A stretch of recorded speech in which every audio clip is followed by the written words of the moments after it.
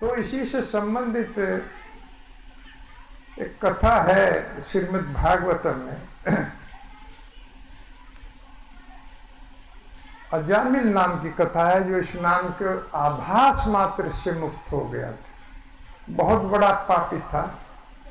तो शुरू में ही जब नरकों का वर्णन किया गया, 5वें अध्याय के अंत में 28 प्रकार के नरकों का वर्णन सुखदेव गोस्वामी ने परीक्षित महाराज से किया कि इस तरह के नरक हैं। रोरव नरक है, तामिश्र नरक है, महारोरव है, अंध तामिश्र है, कुंभीपात है।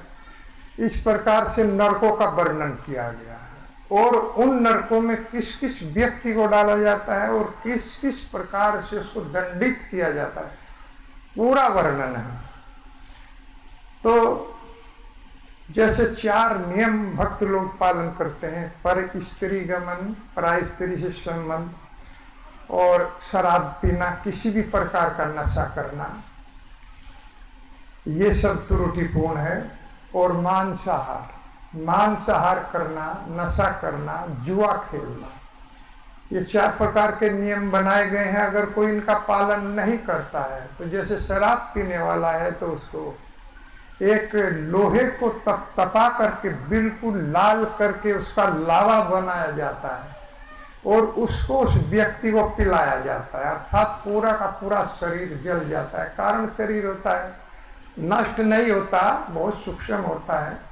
और उसके बाद में फिर उस अचेत हो जाता है, फिर जागृत होता है, फिर पिलाया जाता है। भगवान यम के दूत जो है उनको पिलाते हैं, बार बार दंडित करते हैं। इस प्रकार से अनेक कष्ट दिए जाते हैं। पर स्त्री गमन वाले का उस स्त्री का स्टेचू बनाया जाता है, लोहे का बिल्कुल तपाया जाता है और उसका आलिंगन कराया जाता है, पूरा शरीर जल जाता है, फिर मूर्छित हो जाता है।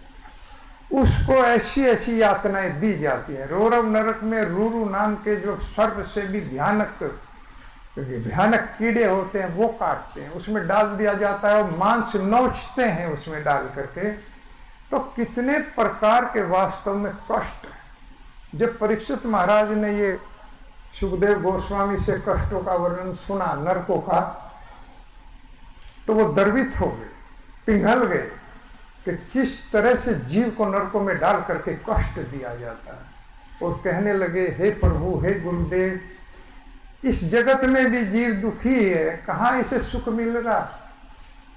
हम सब लोगों को बहुत बहुत कष्ट आते हैं, बड़े बड़े कष्ट आते हैं। कभी कभी पुत्र चला जाता है आंखों के सामने, कभी कभी पत्नी चली जाती है, कभी कभी धन का लॉस हो जाता है, कभी एक कष्ट को हम दूर करते हैं तो दूसरा आ जाता है। पदम पदम यद विपदाम नैतेषाम।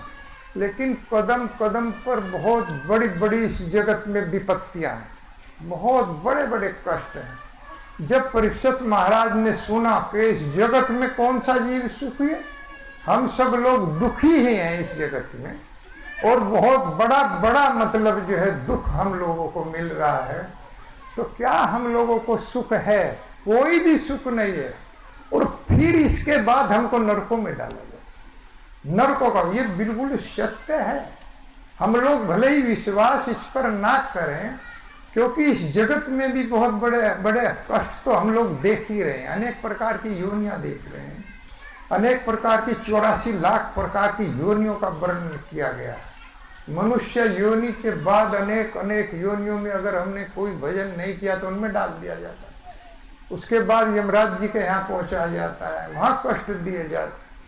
तो अनेक प्रकार के कष्ट, जैसे इस जगत में भी अगर देखा जाए कष्टों को, अगर नरक को देखा जाए तो यही नरक है। क्योंकि कभी कभी पत्नी ही पति का वध कर देती है, पति पत्नी का वध कर देता है, माता को उस माँ को उसका पुत्र मार देता है, जिस माँ ने उसको छाती के लगा करके अपने दूध पिलाया और पाला।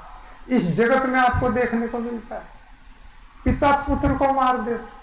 तो कितने बड़े बड़े कष्ट इस जगत में हम रोजाना देखते हैं अखबार में, ऐसी ऐसी घटनाएं घटती हैं।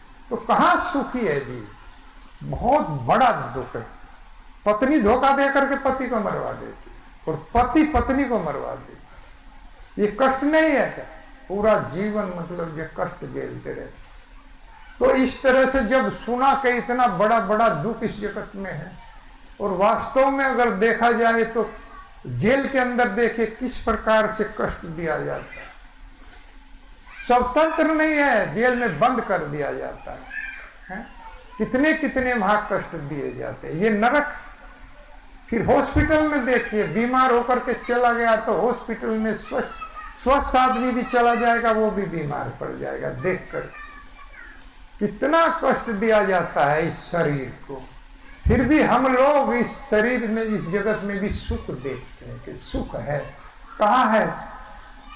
सुखाया दुख मोक्षाया संकल्प यह कर्मणि सदा वापनोति हया सुखम निहाया सुखावर्ता। अरे जो इस जगत में सुख है वो भी दुख से आवर्त है। दुख है, दुख ढका हुआ है सुख से। सुख जैसा लगता है वो सुख नहीं है, इसीलिए बहुत बड़े बड़े दुख हैं।